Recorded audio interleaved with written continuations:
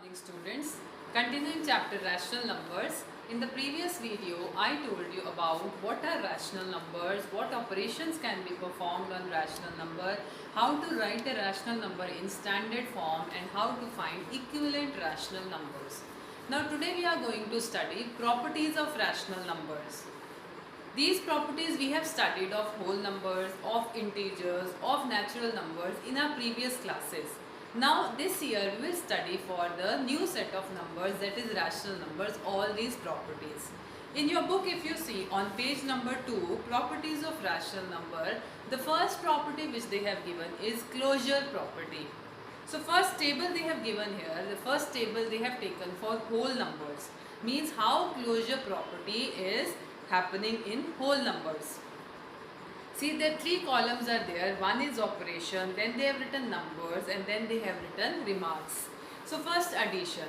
When I add two whole numbers, I again get a whole number. You can take example. Here they have given many examples. You can see that.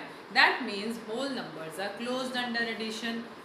But when you take two whole numbers and subtract them, 2 minus 3, you will get minus 1, which is not in the set of whole numbers. That means in whole numbers, they are not closed under subtraction. So this all we have done in class 6. I am just doing a revision of the whatever content is given in your book. So whole numbers are closed under addition, means when I add two whole numbers, again I get a whole number. They are not closed under subtraction, means when I subtract two whole numbers, every time I don't get a whole number. Then the third operation which they have given is multiplication. Take two whole numbers and multiply them. Any examples you can take and try, you will find that you are again getting a whole number. So in the third column they have written whole numbers are closed under multiplication. Then comes division. In division, one example is given, 5 divided by 8. Now when you divide 5 by 8, definitely you are not going to get a whole number, you will get a fraction. So we will say that whole numbers are not closed under division. So in which two operations the whole numbers were closed? The whole numbers were closed under addition and multiplication, but not under subtraction and division. Then they have explained same thing for integers, which we have done in class 7. Are integers closed under addition and multiplication?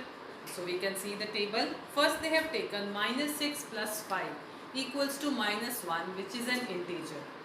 Any other example you can take, when you add the two integers, again you are getting an integer, which shows that integers are closed under addition. Now come to subtraction.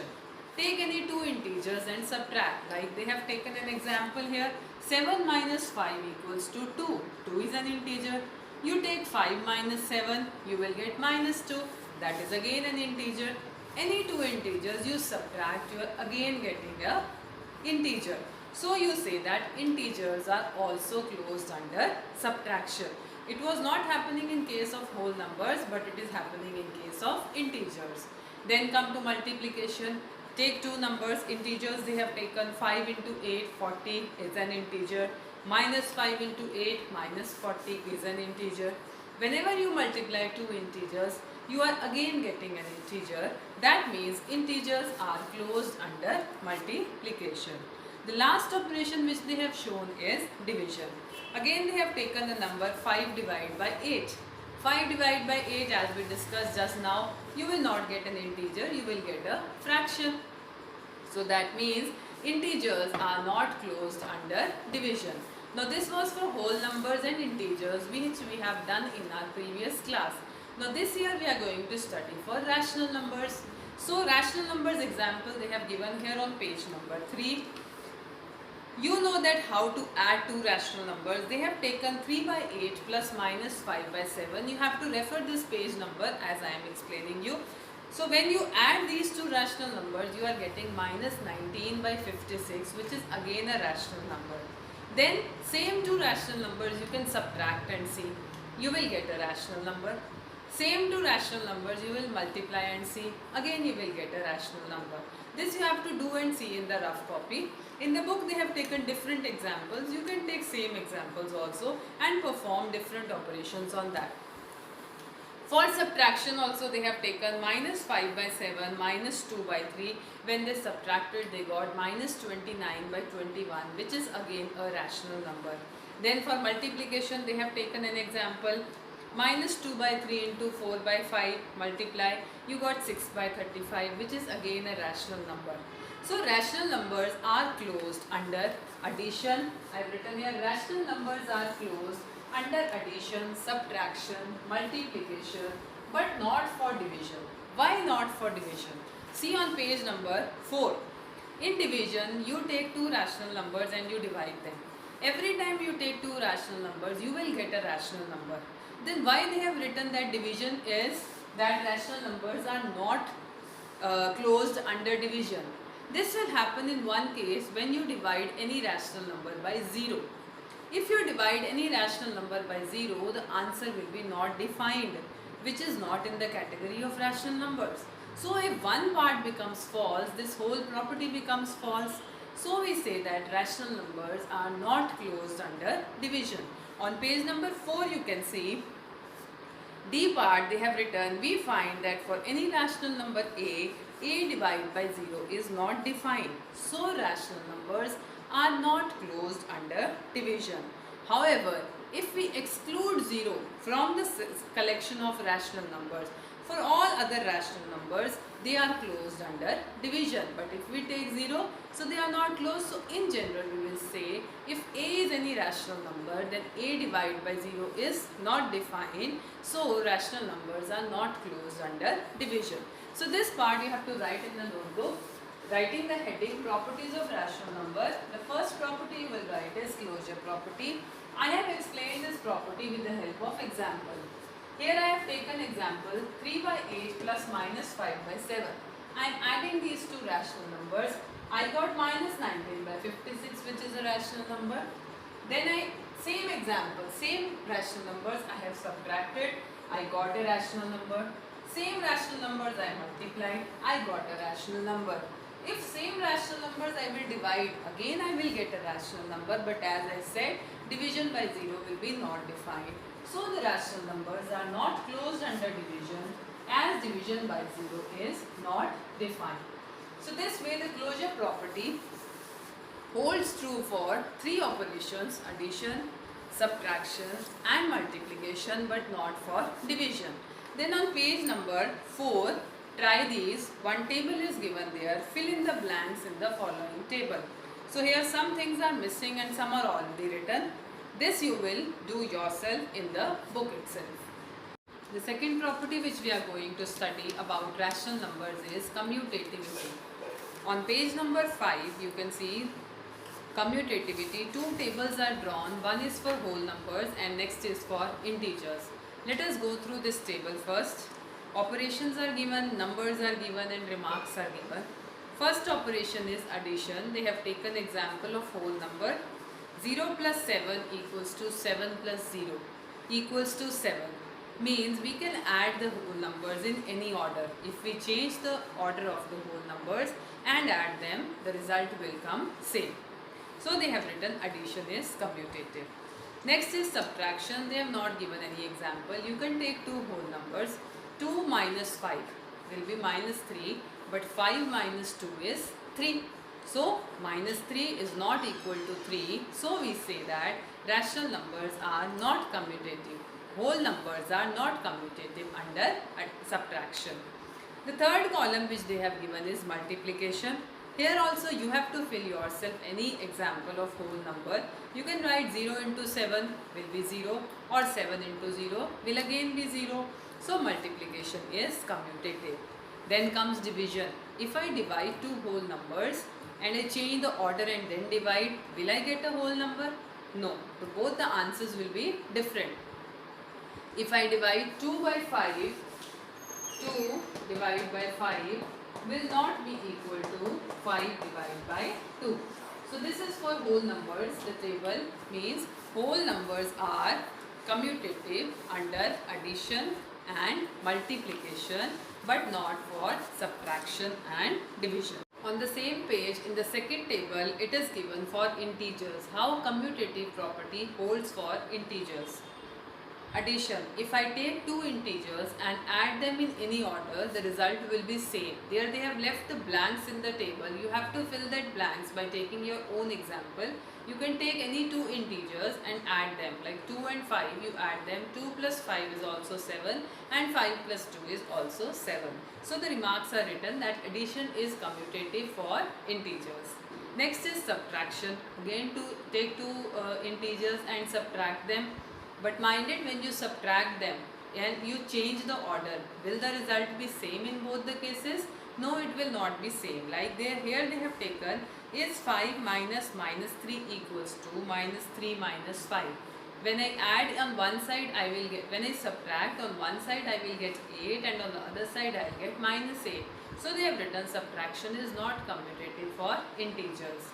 Then come to multiplication. Take an example of multiplication. 5 multiplied by 3 is also 15 and 3 multiplied by 5 is also 15. So you can multiply integers in any order. So multiplication is also commutative for integers.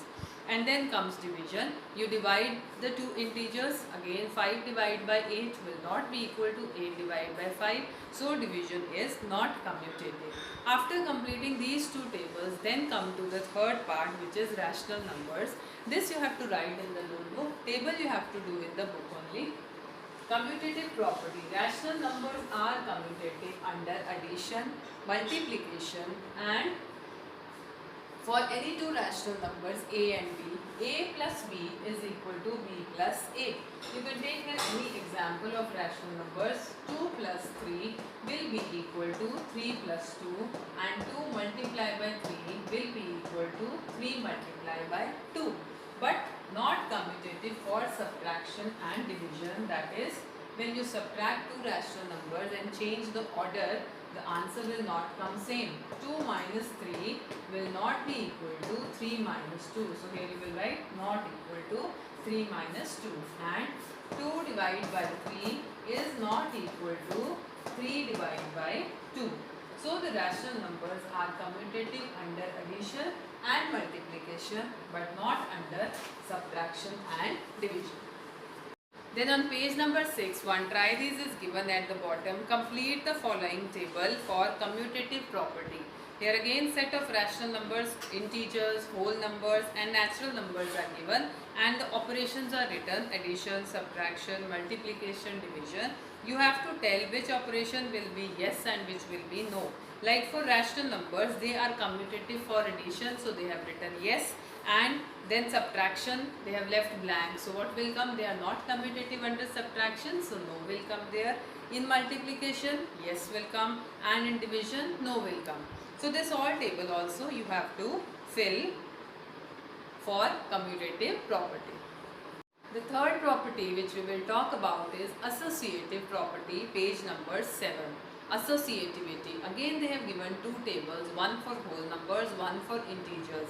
This whole number and integers we have already done in previous class, so they are just recalling, and then we will move to rational numbers. So in the first table they have shown operation, numbers and remarks. First of all, we should know what is associative property. For associative property, we need at least 3 whole numbers or 3 integers or 3 rational numbers, and we associate them. We group them, we put them in brackets, and we say we can add them in any order.